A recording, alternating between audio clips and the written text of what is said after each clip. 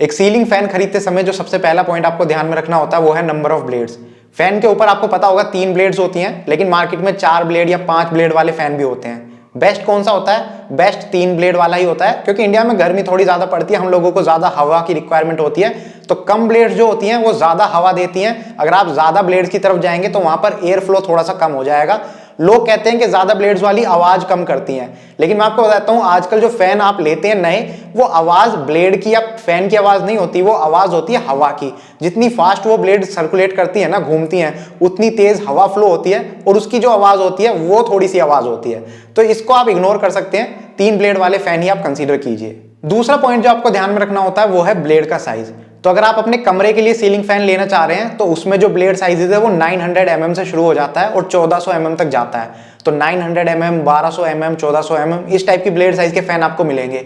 एक जो नॉर्मल कमरा होता है उसमें 1200 mm ब्लेड साइज वाले फैन का यूज होता है, लेकिन अगर कमरा बड़ा है तो आप 1400 mm ब्लेड साइज वाला फैन भी कंसीडर कर सकते हैं, या फिर 2 फैन लगा सकते हैं 1200 mm वाले।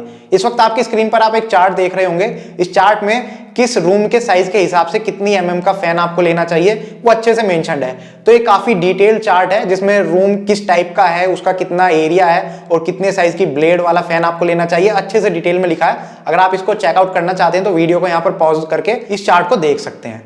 नेक्स्ट पॉइंट जो आपको ध्यान में रखना होता है वो है एयर फ्लो रेट। इसको मेजर किया जाता है सीएमएम से, यानी क्यूबिक मीटर पर मिनट, और इसकी जो रेंज होती है वो होती है 200 से 240 के बीच में।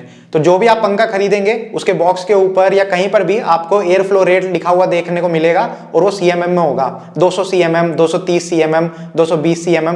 तो इसमें एक चीज का ध्यान रखिएगा, जितना ज्यादा होता है उतना बढ़िया होता है। इसी टाइप से एक दूसरी टेक्निकल स्पेसिफिकेशन होती है जिसको बोलते हैं आरपीएम। इसका मतलब होता है रोटेशंस पर मिनट, यानी कि वो पंखा कितनी तेज घूम सकता है। इसकी जो रेंज होती है वो होती है 300 से 400 के बीच में, और इसमें भी आपको सेम लॉजिक फॉलो करना है, ज्यादा से ज्यादा आरपीएम वाला फैन आपको लेना है। नेक्स्ट जो पॉइंट है वो काफी ज्यादा इंपॉर्टेंट है, इसको बोलते हैं मोटर टाइप। तो मोटर टाइप में सबसे पहले तो आपको ये डिफरेंशिएट करना होता है कि एल्यूमिनियम वाइंडिंग वाली मोटर लेनी है या कॉपर वाइंडिंग वाली। इसमें सिंपल सी चीज है, कॉपर वाइंडिंग मोटर आप लीजिए, क्योंकि उसकी जो लाइफ है वो ज्यादा होती है। कुछ लोग सस्ते के चक्कर में एल्यूमिनियम वाइंडिंग मोटर लेना पसंद करते हैं, लेकिन वो सस्ती है और इसका एक ड्रॉबैक ये है कि वो जल्दी खराब हो जाते हैं फैन। तो कॉपर वाइंडिंग मोटर लीजिए। दूसरा इसमें जो सबसे इंपॉर्टेंट चीज है वो है नॉर्मल मोटर, यानी कि सिंगल फेज इंडक्शन मोटर या फिर बीएलडीसी मोटर। अब ये समझ लेते हैं ये क्या है। तो आपके घरों पर इतने सालों से जो आप पंखे यूज कर रहे हैं, ये पंखे होते हैं normal single phase induction motor वाले। इनमें सबसे बढ़िया बात ये होती है कि ये थोड़े सस्ते पड़ते हैं बीएलडीसी फैन के मुकाबले, और काफी सालों से आप यूज कर रहे हैं, इनकी लाइफ भी काफी ज्यादा होती है, आप सबको पता है। लेकिन ड्रॉबैक है इन फैन के साथ 2। पहला कि इसमें आप कोई स्मार्ट फीचर ऐड नहीं कर सकते। दूसरा ड्रॉबैक इसमें यह हो जाता है कि ये पावर थोड़ी ज्यादा कंज्यूम करते हैं। कितनी? 70 से 78 वॉट, 70 से 80 वॉट, या थोड़े से आजकल नए मॉडर्न फैन आ रहे हैं जो 50 से 60 वॉट कंज्यूम करते हैं। इससे नीचे ये नहीं जाते, और आपका जो बिजली का बिल है वो थोड़ा सा बढ़ जाता है। तो लोगों को चाहिए था कि यार इससे भी कम पावर अगर ये कंज्यूम करें तो बेस्ट रहेगा। तो इसके बाद टेक्नोलॉजी आती है बीएलडीसी सीलिंग फैंस की।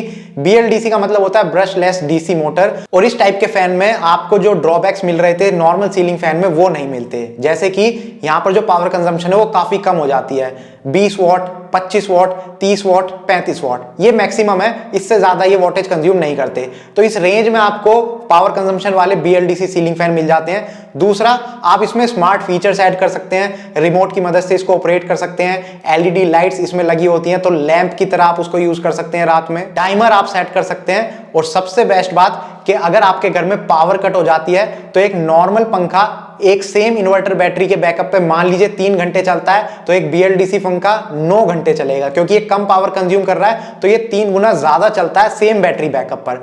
यहां पर कुछ लोग ये भी कहते हैं कि बीएलडीसी फैन जल्दी खराब हो जाएंगे क्योंकि इनके अंदर एक पीसीबी सर्किट लगा होता है। तो इस बात का काउंटर रिप्लाई मैं सिर्फ इतना ही दे सकता हूं कि नॉर्मल सीलिंग फैन पर आपको स्टैंडर्ड 2 साल की वारंटी मिलती है, लेकिन बीएलडीसी सीलिंग फैंस के ऊपर आपको 3 साल, इनफैक्ट कुछ ब्रांड्स आपको 5 साल की वारंटी भी देते हैं।